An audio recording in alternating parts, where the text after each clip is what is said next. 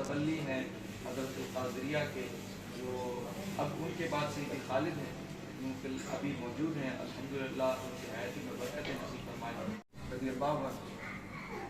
اس سب کی جو اصل ہے وہ اصل سیدنا امام علی ہے۔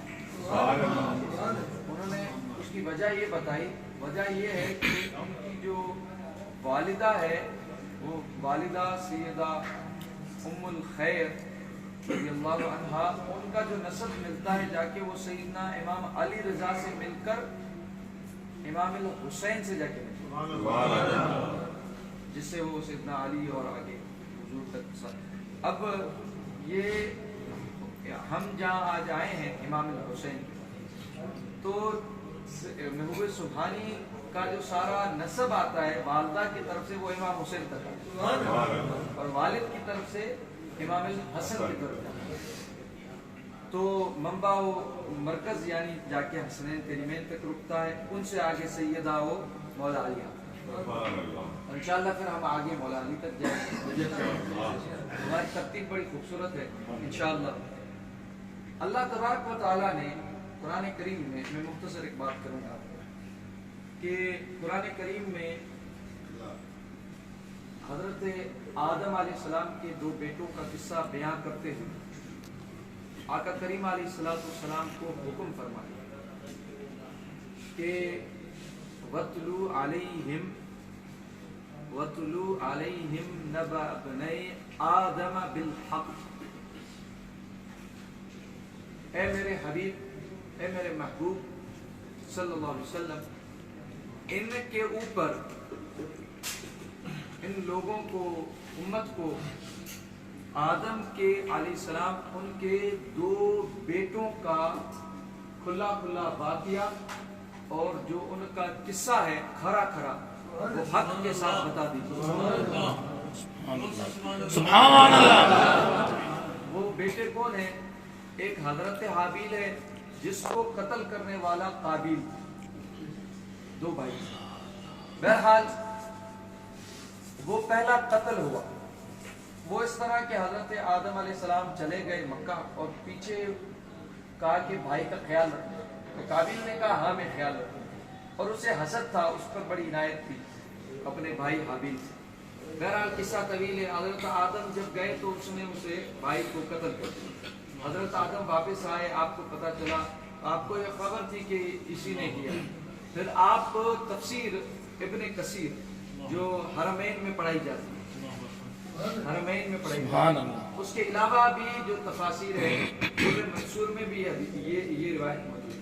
وہ ہم زیادہ امام سیوطی کو جس طرح اپنے مدارس میں پڑھاتے ہیں، اسی طرح جو مثلا جو اولیاء اور جہاں جو ہے نا امام الحسین یا اس طرح وہ نہیں آتے، وہ ابن کثیر زیادہ پڑھتے ہیں، دونوں میں موجود ہے۔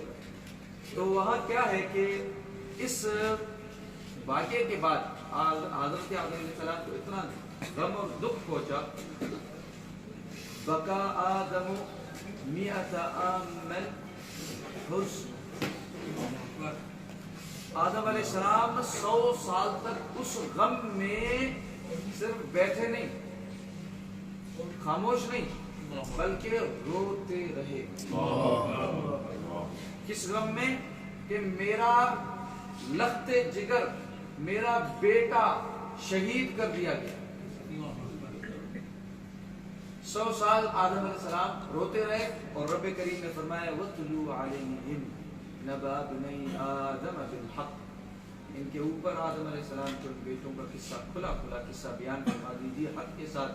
اے میرے حبیب، کہ آدم اس تفسیر میں آتا ہے کہ آدم اپنے بیٹے کے لیے 100 سال روئے، تو سب سے پہلے شہید آدم کا بیٹا علیہ السلام، ان کا بیٹا حضرت حابیل ہوتا ہے رضی اللہ عنہ۔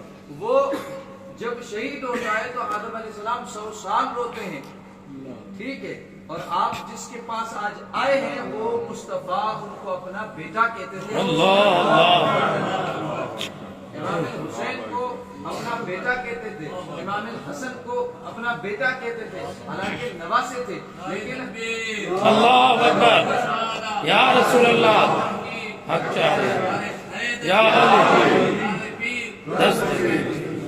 امام امام مغازلی شافعی رحمت اللہ علیہ لکھتے ہیں کہ سیدنا امام حسن اور سیدنا امام الحسین انہوں نے جب تک آقا کریم علیہ السلام حیات تھے ظاہری زندگی مبارک میں کبھی بھی مولا کائنات کو بابا کر کے نہیں پکارا. کیوں؟ کیونکہ حضور ان کو کہتے تھے میرے بیٹے، میرے بچے، میرے بیٹے، تو وہ سرکار کو ہی بابا کہتے تھے. جب سرکار علیہ السلام کی ظاہری وصال مبارک ہوا تو وہ سیدنا علی آ کے ان کو بیٹا بیٹا کہتے تھے، تو سرکار وہ اب جا کے سیدنا علی کو کہتے بابا. اتنا حضور نے قربت دی، اتنا قریب رکھا، اتنی محبت دی. اور آج ہم ان کو اتنا، ان کے ذکر سے اتنا دور ہو رہے ہیں. جن کو حضور نے اپنا بچہ کہا، جن کو اپنا فرزند کہا، اور سرکار نے فرمایا میرے دو پھول ہیں یہ، میرے دو پھول ہیں یہ، جنت کے دو پھول میرے یہاں ہیں، میں ان کو سونگتا ہوں. اب میں آپ کو ایک بات بتاؤں کہ آدم علیہ السلام کے جو بیٹے ہیں، ٹھیک ہے، والد کی شان سے بیٹوں کی شان سمجھ جاتے ہیں. صحیح؟ میں قرآن میں ایک جگہ اللہ تعالیٰ نے آدم علیہ السلام سے خطاب کیا ہے اور اسی کانٹیکسٹ میں حضور سے خطاب کیا ہے، میں پیش کرتا ہوں. سبحان اللہ. پتہ چل جائے گا کہ شان آدم کہاں ہے اور شان مصطفیٰ کہاں ہے. شد جملوں میں آپ کو اللہ تعالیٰ ہمیں کس طرح سمجھایا ہے. رب کریم نے سیدنا آدم علیہ السلام کے لیے فرمایا عسا آدم ربہ. اللہ کبھی آپ کسی کے فضائل بتائیں، مثلا فضائل کسی کی نیکی کریں، کسی کی اس کا ذکر خیر کریں، تو اس میں یہ بتائیں گے کہ وہ اپنے والد کی بات نہیں مانتا تھا. آپ اس میں فضائل میں تو نہیں لائیں گے نا، آپ لائیں گے کہ وہ اپنے والد کا بڑا فرما بردار تھا. ہاں، لیکن رب کریم نے آدم سے خطاب کرتے ہوئے کہا آدم نے میرے حکم میں لغزش کی. کنز الایمان کا لغزش کی ترجمہ. عسا آدم ربہ، آدم نے رب، اپنے رب کی، اس طرح اپنے پروردگار کی حکم میں لغزش کی. پھر فرمایا فغوا، عسا آدم ربہ فغوا، لغزش اپنے رب کے حکم میں لغزش واقع ہوئی تو وہ راہ سے ہٹ گیا. ٹھیک ہے، اب یہ کنز الایمان کا ترجمہ میں نے کیا. اب آپ اس میں ڈھونڈیں گے کہ یہاں تو فضائل کیسے پیدا کیے جائیں اس ایک جملے میں، کیونکہ وہ تو نبی ہیں، نبی معصوم ہوتے ہیں، یہ ان کے لیے ایک شان ہوئی ہے، لیکن اس میں ہم کیسے سمجھیں؟ تو رب کریم نے فرمایا اگر انہی جملوں کو میں شان میں تبدیل کرنا چاہوں نا تو تم اس زمانے کو یاد کرنا. اس زمانے میں آدم کے زمانے والوں، پھر نوح، پھر ما دل صاحبکم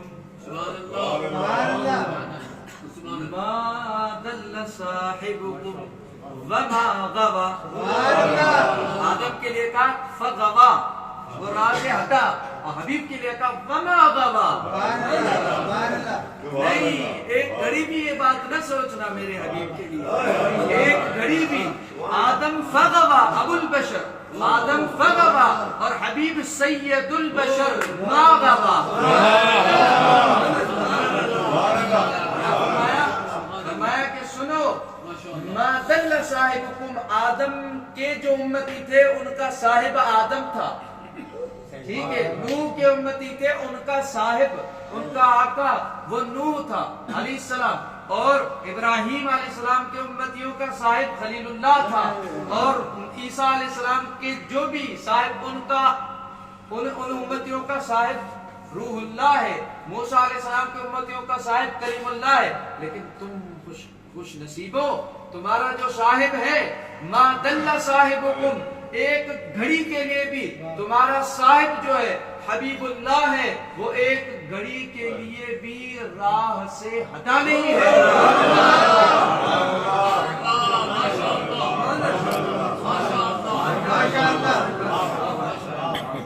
اب آپ دیکھیں، اور وہاں کا غوا، وہ راہ سے ہٹا کا وما غوا، تمہارا صاحب نہ راہ میں گم ہوا، ما دل، نہ راہ میں گم ہوا. مثلا کسی کو دل دلال کہیں تو گمراہ، تو یہاں مانا ہوگی راہ میں گم نہ ہوا. हुजूर के लिए, और न ही राह से हटा वमा गवा। अभी मैं आपको इस दोनों चीजों से समझाने का मकसद क्या है कि आदम के लिए रब फरमाता है गवा, ठीक है, और फगवा, हबीब के लिए वमा गवा, ठीक है। तो जिसकी शान में रब ने उसी जुमले को फजीलत बनाया है कि आप अगर चाहो आदम को इन जुमलों में फजाइल बना के पेश करो तो नहीं कर सकोगे। वहां कहा है कि फगवा, लेकिन इन्हीं जुमलों को जब हबीब से खिताब किया है जहां पेश करोगे तो ये फजाइल शान बन जाएगा। तो पता चला कि शान मुस्तफा हर शान से ऊपर है, ठीक है। तो आदम अलैहिस्सलाम जब अपने बच्चों के लिए ऐसे अपना, जिनको बच्चे उनके लिए शहादत पे ऐसे रोते हैं जिनके लिए फगवा का हुक्म किया गया, जिनके लिए कहा कि वमा गवा, वो तो जो कुछ करें वो राह से हटकर हो ही नहीं सकता। उन्होंने जिनको अपना बच्चा कह दिया, फिर उनके गम, उनके शहादत पे हुजूर को दुख नहीं हुआ होगा। आदम के बेटे की शहादत पे वो 100 साल रहे और उनको रब ने फगवा कहा है, लेकिन हबीब को कहा कि वो तो एक घड़ी, उनके तो मानने वाले नहीं हट सकते।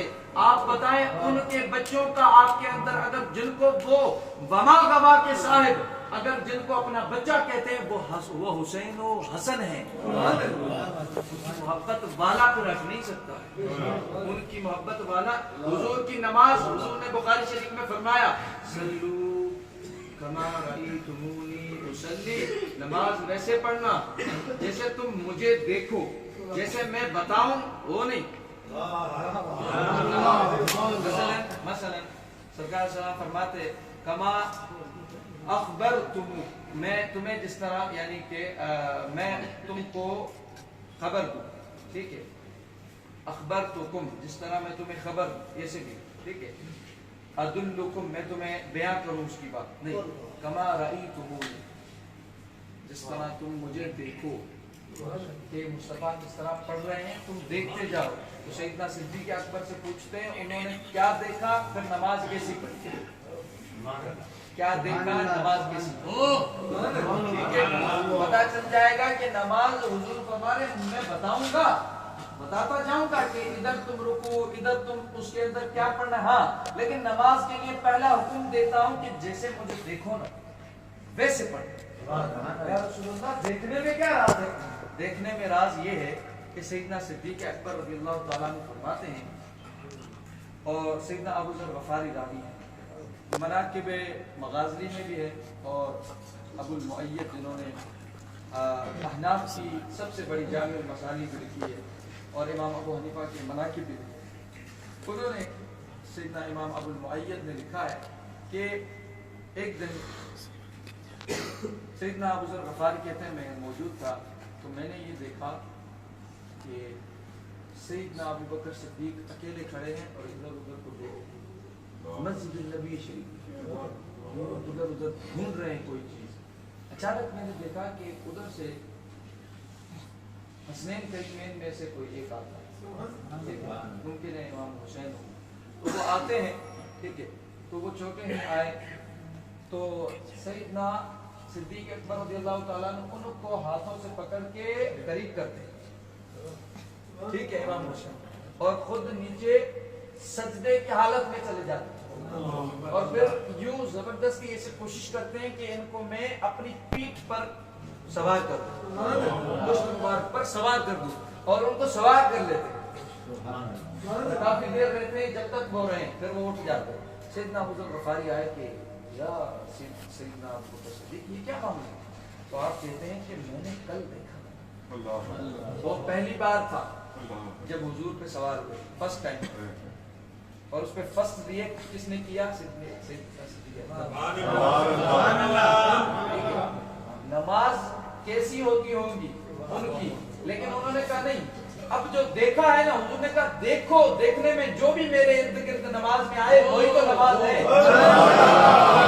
और पूरी नमाज में हुजूर के आपको देखने का हुक्म है, आप फ्रंट से नहीं देख सकते, आगे से नहीं देख सकते, ये सिर्फ एक ही जाए थी, पुष्ट से देख सकते थे आप, और पुष्टि पे सवार किया, کہ یہاں سے دیکھو گے تم تو تمہیں یہاں میری نماز ایسے ہی پڑھو جیسے میں پڑھتا ہوں اور جیسے تم مجھے دیکھو، کما رأیتمونی، تمہاری آنکھیں دیکھیں جیسے میں پڑھ رہا ہوں۔ تو حضور نماز میں تھے، صدیق اکبر رضی اللہ عنہ فرماتے میں نے دیکھا کہ حسنین سوار ہو رہے، حضور اتار ہی نہیں رہے، بلکہ حضور نے منع بھی فرمایا ان کو کبھی کوئی نہ اتارے، اس پہ میرے ماں بابا قربان ہیں۔